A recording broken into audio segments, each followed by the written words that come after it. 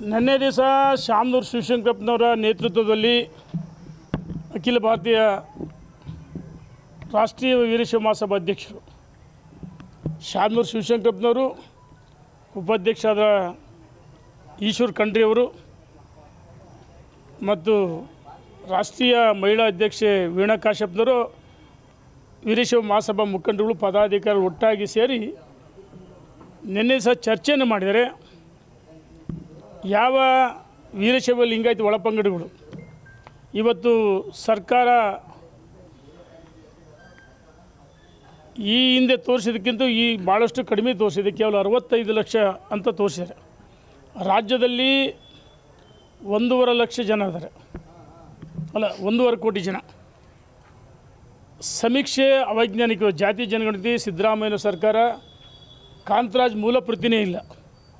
ಅವರ ಮನೆಯಲ್ಲಿ ಕುಳಿತು ಯಾರ ಮನೆಗೆ ಹೋಗದೆ ಜಯಪ್ರಕಾಶ್ ಹೆಗಡೆ ತಯಾರು ಮಾಡಿದಂಥ ಮೂಲ ಪ್ರತಿಯನ್ನು ಬಿಡುಗಡೆ ಮಾಡೋದ್ರ ಬದಲಾಗಿ ಜಯಪ್ರಕಾಶ್ ಹೆಗಡೆ ಅದು ಅವೈಜ್ಞಾನಿಕ, ಅದನ್ನು ಸೋರಿಕೆ ಮಾಡಿ ಎಲ್ಲ ಸಮಾಜಗಳು ತಿರುಗಿಬಿದ್ದವು. ಒಕ್ಕಲಿಗ ಸಮಾಜ ಇರ್ಬೋದು ಅಥವಾ ಎಲ್ಲ ಇವ್ರಂತಲ್ಲ. ಇಲ್ಲಿ ಏನಾಗುತ್ತೆ ಅಂದರೆ ಈ ಜಾತಿ ಜನಗಣತಿ ವಿಚಾರದಲ್ಲಿ ಸಮಾಜಗಳ ಮಧ್ಯೆ ಸಂಘರ್ಷ ಆಗುತ್ತೆ. ಸಂಘರ್ಷ ಆಗಬಾರ್ದು. ಸ್ವಾಮೀಜಿಗಳ ಮಧ್ಯೆ ಸಂಘರ್ಷ ಆಗುತ್ತೆ, ಸಂಘರ್ಷ ಆಗಬಾರ್ದು. ವೀರಶೈವ ಲಿಂಗಾಯತ ಇರ್ಬೋದು, ಬ್ರಾಹ್ಮಣರಿರ್ಬೋದು, ಮರಾಠ ಸಮಾಜ ಇರ್ಬೋದು, ಅಥವಾ ಒಕ್ಕಲಿಗರಿರ್ಬೋದು, ಹಾಲುಮತ ಸಮಾಜ ಇರ್ಬೋದು, ಅಲ್ಲಿ ಹಿಂದುಳಿದ ಸಮಾಜಗಳಿರ್ಬೋದು, SC ST ಇರ್ಬೋದು, ಯಾವುದೇ ಜಾತಿ ಜನಗಣತಿ ವಿರೋಧ ಇಲ್ಲ. ನಾವು ವೀರಶೈವ ಲಿಂಗಾಯತ ಸಮಾಜ ಭಾಳ ವಿಶಾಲವಾದ ಧರ್ಮ. ಅನ್ನದಾಸೋಹ, ಶಿಕ್ಷಣ ದಾಸೋಹ, ಜ್ಞಾನ ದಾಸೋಹ ಮುಖಾಂತರ ಹೆಚ್ಚು ಆ ಸರ್ಕಾರ ಕೊಡ್ತಕ್ಕಂಥ ಹೆಚ್ಚು ಆದ್ಯತೆಯನ್ನು ಮಠಗಳು ಕೊಟ್ಟದ್ದು ಶಿಕ್ಷಣಕ್ಕೆ, ಯಾವ ಜಾತಿ ಧರ್ಮ ಕೇಳಿ. ಇತ್ತೀಚೆಗೆ ಎಲ್ಲ ಸಮಾಜಗಳಲ್ಲಿ ಮಠಾಧೀಶರಾಗಿದ್ದಾರೆ. ಅದನ್ನು ವಿರೋಧ ಮಾಡಲ್ಲ, ಅದು ಒಳ್ಳೆಯದು. ಆ ಸಮಾಜಗಳ ಹಿತವನ್ನು ಮಠಾಧೀಶರು ಕಾಯಲೇಬೇಕು. ಜನರು ಜಾಗೃತರಾಗ್ತಿದ್ದಾರೆ. ಮತ್ತು ವೀರಶೈವ ಲಿಂಗಾಯತರಲ್ಲೂ ಒಳಪಂಗಡಗಳು ಮಠಾಧೀಶರಿದ್ದಾರೆ. ಶಾಮನೂರು ಶಿವಶಂಕರಪ್ಪನವರು ಒಂದು ದಿನಾಂಕವನ್ನು ನಿಗದಿ ಮಾಡಿ ಸಮಾಜ ಯಾವ ದಿಕ್ಕಿನಲ್ಲಿ ಹೋಗಬೇಕು, ಅದು ಏನು ಬರೆಸ್ಬೇಕು ಅಂತ ನಿರ್ಣಯಿಸಿದ್ದಾರೆ. ನಾನು ಅಖಿಲ ಭಾರತ ವೀರಶೈವ ಮಹಾಸಭಾ ಅಧ್ಯಕ್ಷರು ವಿನಂತಿ ಮಾಡ್ತೀನಿ ಮತ್ತು ಅವ್ರ ಹೇಳಿಕೆಯನ್ನು ಬೆಂಬಲಿಸ್ತೀನಿ. ಅವರ ಹೇಳಿಕೆ 100ಕ್ಕೆ 100 ಸತ್ಯ. ಇವತ್ತೇನಾಗಿದೆ, ಒಂದು ಕಡೆ ಬಸವ ತತ್ವ ವಿರಕ್ತರು, ಇನ್ನೊಂದು ಕಡೆ ಅರಗುರು ಚರಮೂರ್ತಿಗಳು, ಇನ್ನೊಂದು ಕಡೆ ಪಂಚಪೀಠಾಧೀಶರು ಮತ್ತು ವೀರಶೈವ ಲಿಂಗಾಯತಲ್ಲಿ ಒಳಪಂಗಡಗಳ ಮಠಾಧೀಶರು. ಈ ಹಿಂದೆ ಸುತ್ತೂರು ಜಗದ್ಗುಳ ನೇತೃತ್ವದಲ್ಲಿ ಪಂಚಪೀಠಾಧೀಶರು ಒಳಗೊಂಡಂತೆ ಎಲ್ಲ ಉಪಪಂಗಡ ಮಠಾಧೀಶರು ಪಾಲ್ಗೊಂಡಿದ್ರು. ಆದರೆ ಅದಾದ ನಂತರ ಮಠಾಧೀಶರು ದೂರ ಆಗಿದ್ದಾರೆ. ಇವತ್ತು ಯಾರು ಆಶೀರ್ವಾದ ಮಾಡ್ತಾರೆ ಸ್ವಾಮೀಜಿಗಳು, ಲೋಕ ಕಲ್ಯಾಣಕ್ಕೋಸ್ಕರ ಭಕ್ತರಿಗೋಸ್ಕರ ತಾವು ಒಳ್ಳೆ ಕೆಲಸ ಮಾಡ್ತೀರ. ಆದರೆ ನಾವು ಹೇಳೋದು, ನೀವು ಮೊದಲು ಸರಿಯಾಗ್ರಿ. ಪಂಚಪೀಠಾಧೀಶರು ಇರ್ಬೋದು, ಸಬ್ಕಾಸ್ಟ್ ಮಠಾಧೀಶರು ಇರ್ಬೋದು, ಚುನಾವಣೆ ಮುಂದೆ ರಾಜಕಾರಣ ಮಾಡೋಣ. ಈಗ ಒಂದೊಂದು ಕ್ಷೇತ್ರದಲ್ಲಿ ಎಲ್ಲ ಸಮಾಜಗಳು, ವೀರಶೈವ ಲಿಂಗಾಯತ ಇರ್ಬೋದು ಅಥವಾ SC ST ಬ್ಯಾಕ್ವರ್ಡ್ ಎಲ್ಲ ಇಬ್ಬಿಬ್ಬರು ನಿಲ್ತಾರೆ. ಏನು ಮಾಡೋಕ್ಕಲ್ಲ, ಯಾರು ಬೆಂಬಲಿಸೋಕ್ಕಲ್ಲ. ಅವರ ತಾಕತ್ತು, ಜನರ ಆಶೀರ್ವಾದ ಇರುತ್ತೆ, ಜನಾದೇಶ. ಆದರೆ ಮಾರ್ಗದರ್ಶನ ಮಾಡಿ ಸ್ವಾಮೀಜಿಗಳು ನಿಮ್ಮಲ್ಲೇ ವೈಮನಸ್ಸಿದೆ, ನಿಮ್ಮಲ್ಲೇ ಡಿಫ್ರೆನ್ಸ್ ಒಪಿನಿಯನ್ ಇದೆ. ಯಾವ ರೀತಿ ಮಾರ್ಗದರ್ಶನ ಮಾಡ್ತೀರಿ ಸಮಾಜಕ್ಕೆ? ಮೊದಲು ನೀವೊಂದಾಗ್ರಿ. ಭಕ್ತರು ಯಾವತ್ತೂ ಸಿದ್ಧವಾಗಿದ್ದಾರೆ, ನಿಮ್ಮನ್ನು ಒತ್ತು ಮೇರೆಗೆ ಸಿದ್ಧವಾಗಿದ್ದಾರೆ.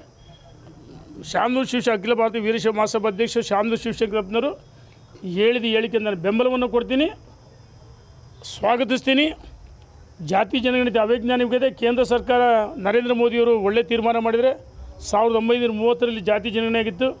ಇಲ್ಲೇನಾಗಿದೆ, SC ST ಅಥವಾ ಬ್ಯಾಕ್ವರ್ಡು ಇಲ್ಲ, ನಮಗೆ ನ್ಯಾಯ ಸಿಗ್ತಿತ್ತು. ಈ ಸರ್ಕಾರ ಜಾತಿ ಜನಗಣತಿಯನ್ನು ವಿರೋಧ ಮಾಡ್ತಾರೆ. ವೀರಶೈವ ಲಿಂಗಾಯತ ವಿರೋಧ ಮಾಡಿಲ್ಲ, ಅವೈಜ್ಞಾನಿಕವಾಗಿದೆ.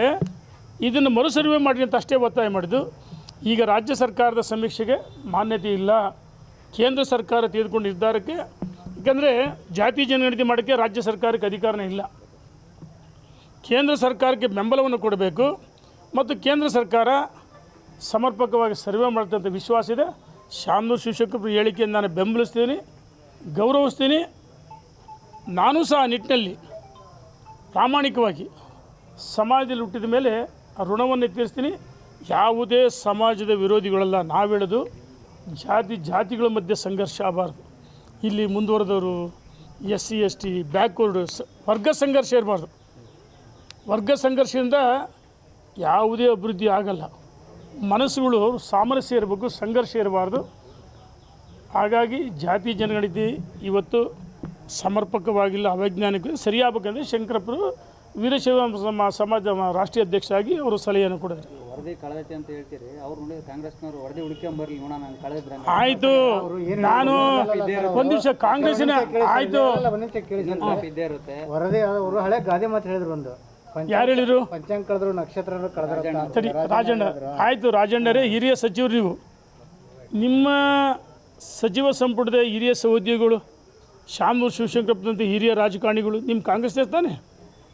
MB ಪಾಟೀಲ್ ಕಾಂಗ್ರೆಸ್ನೇ ತಾನೆ. ಈಶ್ವರ್ ಖಂಡ್ರೆ ಕಾಂಗ್ರೆಸ್ ತಾನೆ. DK ಶಿವಕುಮಾರ್ ಕಾಂಗ್ರೆಸ್ ತಾನೆ. ಚಲುವರಾಯಸ್ವಾಮಿ ಯಾರು? ಇವರೆಲ್ಲ ನಿಮ್ಮ ಪಕ್ಷದ ನಿಮ್ಮ ಸಿದ್ದರಾಮಯ್ಯವರ ಸಚಿವ ಸಂಪುಟ ಸಹೋದ್ಯೋಗಿಗಳೇ ವಾಪಸ್ ಹೊರತಿದ್ದಾರೆ. ಆ ಸಮಾಜ ಈ ಸಮಾಜ ರೆಡ್ಡಿ ಸಮಾಜಕ್ಕೆ ಅನ್ಯಾಯ ಆಗಿದ್ದು ಅವರು ಹೇಳ್ತಾರೆ. ಇದನ್ನು ಅಪಸ್ವರ ಎತ್ತಿದ್ಯಾರು? ಕಾಂಗ್ರೆಸ್ಸಿನ ಮುಖಂಡರುಗಳು, ಶಾಮನೂರು ಶಿವಶಂಕರಪ್ಪ ಅಂತ ಹಿರಿಯರು ಮತ್ತು ಅವರ ಸಿದ್ದರಾಮಯ್ಯನವರ ಸಚಿವ ಸಂಪುಟ ಅವರ ಸದಸ್ಯರು ಅವರೇ ಅಪಸ್ವರ ಎತ್ತಿದ್ದಾರೆ. ಹಂಗೆ ರಾಜಣ್ಣ ಒಬ್ಬರು ಹೇಳಿದ ತಕ್ಷಣ ಇದಾಗುತ್ತಾ? ಮೂಲ ಪ್ರತಿ 100ಕ್ಕೆ 100 ಬಿಡುಗಡೆ ಮಾಡಿಲ್ಲ. ಯಾರ ಮನೆಗೂ ರಾಜಣ್ಣಗೆ ಗೊತ್ತು. ರಾಜಣ್ಣರು ಹಿರಿಯರು, ನಿಮ್ಮ ಬಗ್ಗೆ ನನಗೆ ಗೌರವ ಇದೆ, ಅವರು ಆತ್ಮೀಯರೇ. ಹಂಗೆ ರಾಜಣ್ಣ ಒಬ್ಬರು ಹೇಳಿದ ತಕ್ಷಣ ಇದಾಗುತ್ತಾ? ಮೂಲ ಪ್ರತಿ 100ಕ್ಕೆ 100 ಬಿಡುಗಡೆ ಮಾಡಿಲ್ಲ. ಯಾರ ಮನೆಗೂ ರಾಜಣ್ಣಗೆ ಗೊತ್ತು. ರಾಜಣ್ಣರು ಹಿರಿಯರು, ನಿಮ್ಮ ಬಗ್ಗೆ ನನಗೆ ಗೌರವ ಇದೆ, ಅವರು ಆತ್ಮೀಯರು ನನಗೆ.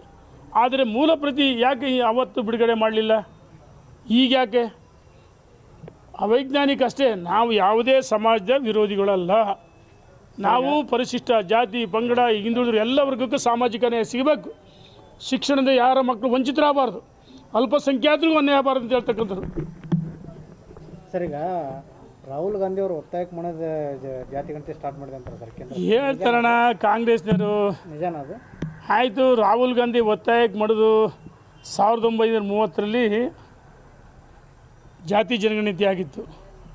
ನಾನು ಕಾಂಗ್ರೆಸ್ಸಿನ ಮುಖಂಡರಿಗೆ, ಸಿದ್ದರಾಮಯ್ಯನವರಿಗೆ, ಅವರ ಸಚಿವ ಸಂಪುಟ ಸದಸ್ಯ ಕೇಳೋಕ್ಕೆ ಇಚ್ಛೆ ಪಡ್ತೀನಿ. ಕಾಂಗ್ರೆಸ್ಸಿನ ಮುಖಂಡರಿಗೆ, ರಾಹುಲ್ ಗಾಂಧಿ, ಮಲ್ಲಿಕಾರ್ಜುನ್ ಖರ್ಗೆ ಅವರು ಕೇಳೋಕ್ಕೆ ಇಚ್ಛೆ ಪಡ್ತೀನಿ. ಹಿಂದೆ ಈ ರಾಜ್ಯದಲ್ಲಿ ಕಾಂಗ್ರೆಸ್ ಸರ್ಕಾರಗಳು ಭಾಳ ವಿರಳ. ಮೊರಾರ್ಜಿ ಸರ್ಕಾರ ಬಿಟ್ಟರೆ ಅಟಲ್ಜಿ ಸರ್ಕಾರ ಬಿಟ್ಟರೆ ನರೇಂದ್ರ ಮೋದಿಯವರು 3ನೇ ಬಾರಿ ಪ್ರಧಾನಮಂತ್ರಿಗಳಿದ್ದಾರೆ. ನಿಮ್ಮ ಅಜ್ಜಿ ಅಥವಾ ಹಿಂದೆ ಮುತ್ತಾತಕ್ಕೆ ಏನಂತಾರಲ್ಲ, ನೆಹರು ಮುತ್ತಾತ, ನಿಮ್ಮ ಮುತ್ತಾತ, ನಿಮ್ಮ ಅಜ್ಜಿ ನರಸಿಂಹರಾವ್ 10 ವರ್ಷ ಇದ್ದರು. ನಿಮ್ಮ ತಂದೆನೂ ಒಳಗೊಂಡಂತೆ ಪ್ರಧಾನಮಂತ್ರಿಗಳಾಗಿದ್ದರು. ಅಂದು ನಿಮ್ಮ ಸರ್ಕಾರಗಳು ಯಾಕೆ ಜಾತಿ ಜನಗಣತಿಯನ್ನು ಮಾಡಲಿಲ್ಲ? ಈಗ ನನ್ನ ಒತ್ತಾಯಕ್ಕೆ ಮಾಡಿದೆ. ನಿಮ್ಮ ಭ್ರಮಲೋಕದಲ್ಲಿ ತೇಲಾಡ್ತೀರಿ. ಇವರು ಸಂವಿಧಾನ ವಿರೋಧಿಗಳು. ಇವರು ಹೇಳ್ತಾರೆ ರಾಹುಲ್ ಗಾಂಧಿ, ಇವರು ಯಾರು, ಮಲ್ಲಿಕಾರ್ಜುನ್ ಖರ್ಗೆ ಅವರು ಸಾವರ್ಕರ್ ಸೋಲಿಸಿದ್ದು ಅಂಬೇಡ್ಕರ್. ಅರೆ, ಅಂಬೇಡ್ಕರ್ ಹೇಳಿದರೆ ಕಾಂಗ್ರೆಸ್ ಸುಡುವ ಮನೆ, ಆ ಮನೆಗೆ ಯಾರು ಹೋಗಬೇಡ್ರಿ ಕಾಂಗ್ರೆಸ್ಗೆ ಅಂತ ಹೇಳ್ತಾರೆ. ಇದಕ್ಕಿಂತ ಇನ್ನೇನು ಬೇಕಾ? ಸಂವಿಧಾನ ವಿರೋಧಿಗಳು ನೀವು. ಅಂಬೇಡ್ಕರ್ ಸೋಲಿಸಿದ್ದು ನೀವು, ಸತ್ತ ಜಾಗ ಕೊಡಲಿಲ್ಲ ನೀವೇ ತಾನೇ ಅಂಬೇಡ್ಕರ್ ವಿರೋಧಿಗಳು. ಸುಮ್ಮನೆ ಓಟ್ಗೋಸ್ಕರ ಅಂಬೇಡ್ಕರ್ ಜಪ ಮಾಡ್ತೀರಿ.